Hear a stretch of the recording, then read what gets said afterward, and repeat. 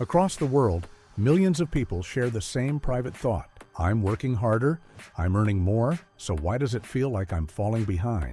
From the outside, their lives look stable. They have jobs, education, responsibilities, maybe a mortgage or a family. And yet, every year, their margin of financial safety gets thinner. Groceries cost more. Housing feels out of reach. Savings grow slower. Emergencies hit harder. If you look at the numbers, something remarkable appears.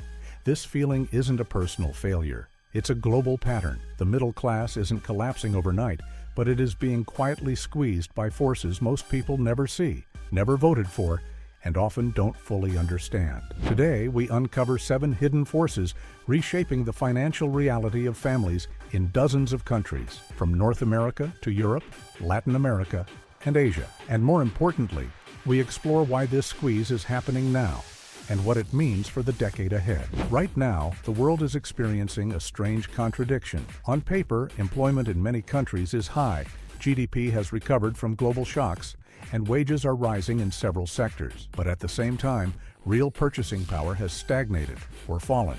Household savings have declined. Consumer debt has reached record levels, and the cost of essentials keeps rising faster than paychecks. This contradiction, higher incomes but lower financial comfort, is the defining economic story of the middle class today. It's not a crisis of poverty, it's a crisis of erosion. Slow, invisible, cumulative.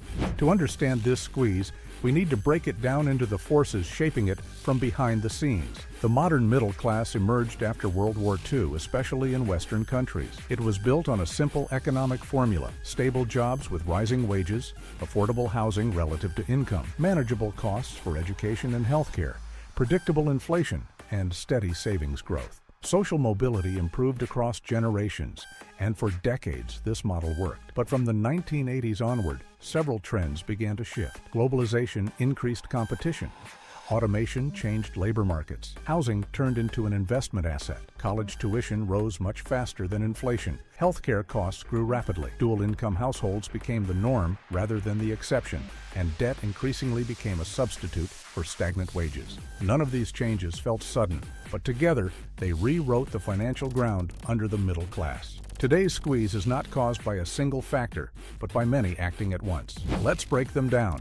The first hidden force is that essentials are getting more expensive than official inflation suggests. Official inflation reflects a broad basket of goods, but families don't spend equally across all categories. Middle-class households spend heavily on housing, food, transportation, healthcare, and education. These categories have grown much faster than average inflation for years. When the things you buy the most inflate the fastest, your personal inflation is higher than the national average, and even if you earn more, your true purchasing power shrinks. A second force is that housing has transformed from a home into an asset class. For previous generations, housing costs were more proportional to income. Today, in many cities, housing is priced more like a luxury good. Limited supply, high demand in urban areas, institutional investors entering real estate, a decade of low interest rates pushing prices up, construction constraints, and zoning restrictions have all played a role. When housing is treated primarily as a wealth vehicle instead of a human necessity, people competing with investment funds stand little chance. This single factor has reshaped the financial reality of millions. A third force is the divergence between wage growth and productivity. For decades, productivity, the value workers produce, has continued to rise. But wage growth has not kept pace.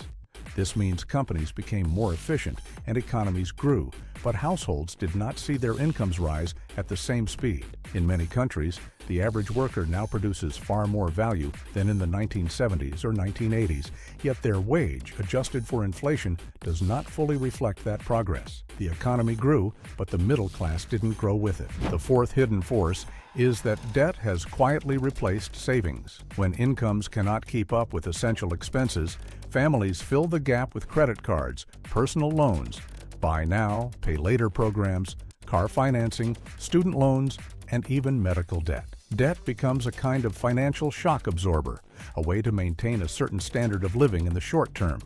But it also turns into a long-term burden. Household debt levels are at or near historic highs in many countries. Debt allows families to maintain a middle-class lifestyle, but at the cost of their future financial stability. A fifth force is that job stability has declined, even when employment is high. The structure of work has fundamentally changed. There are more contract, freelance, and gig roles, shorter job tenures, fewer pensions, and fewer predictable benefits. Many people work under the constant shadow of automation in their field or the risk of outsourcing in global industries. People are working, sometimes harder than ever, but with more insecurity than before. A stable salary used to be a foundation. Now, for many, it is a moving target. This creates stress, reduces long-term planning, and weakens financial resilience. The sixth force is that the cost of advancing in life has risen dramatically. Education, once a ladder to upward mobility, has become a major expense. Healthcare, once more affordable, has turned into one of the biggest financial risks families face. These pressures mean that middle-class families encounter higher upfront costs, higher long-term commitments, and more financial uncertainty. Upward mobility still exists, but the cost of climbing the ladder has increased. The seventh force is that global shocks hit harder and more often. From supply chain disruptions to inflation spikes, global events now reach households faster than ever. A shipping delay can affect the availability and cost of electronics and vehicles. A geopolitical conflict can raise energy costs for an entire continent. In a highly connected world, the middle class absorbs global volatility first. Shocks that used to be rare are now a regular part of economic life. These forces don't just shape statistics or economic narratives, they shape everyday life. With rising essential costs and stagnant wage power, families have smaller emergency funds, higher exposure to unexpected expenses, and less margin for financial planning. Even small increases in the price of food, fuel, or housing can strain budgets. As a result, households lean more heavily on debt and become more vulnerable to interest rate changes. When central banks raise rates to control inflation, the middle class often feels the impact first through higher borrowing costs. At the same time, when education and housing become more expensive, the path to moving up becomes steeper, and social mobility slows. The pressure is not just financial, it is emotional and psychological. Financial stress influences family decisions, health, relationships, career choices, and risk tolerance. The squeeze is not just economic, it is deeply human, affecting how secure people feel and how confident they are about the future. Looking ahead, several paths are possible. In one scenario, there is gradual stabilization. Inflation moderates, wages catch up partially, and housing markets cool. Families regain some breathing room, but not enough to reverse decades of erosion. The middle class feels less pressure than today, but the underlying vulnerabilities remain. In a second scenario, the economy becomes more polarized. The gap between high-income households and the rest widens. Savings concentrate at the top, while financial vulnerability grows at the bottom and in the middle. This pattern is already visible in many countries, where wealth and security are increasingly unevenly distributed. A third scenario involves significant policy interventions. Governments might introduce reforms such as affordable housing initiatives, controls or support around education costs, healthcare reforms, wage policies, and incentives for savings. The impact of such measures would depend heavily on political will, public support, and broader economic conditions. A fourth possibility is that the very definition of middle class is gradually redefined. As costs rise and expectations shift, being middle class may come to mean something different than it did for previous generations. Not necessarily poorer in every sense, but different.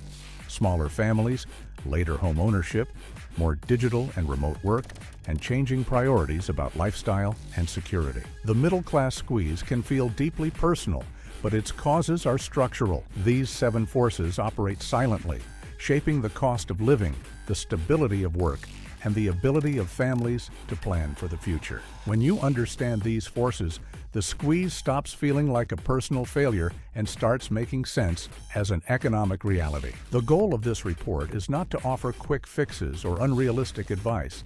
It is to provide clarity. Only when we understand the forces shaping our financial world can we navigate them with more perspective, resilience, and better decisions. Thank you for watching the Atlas Economy Report.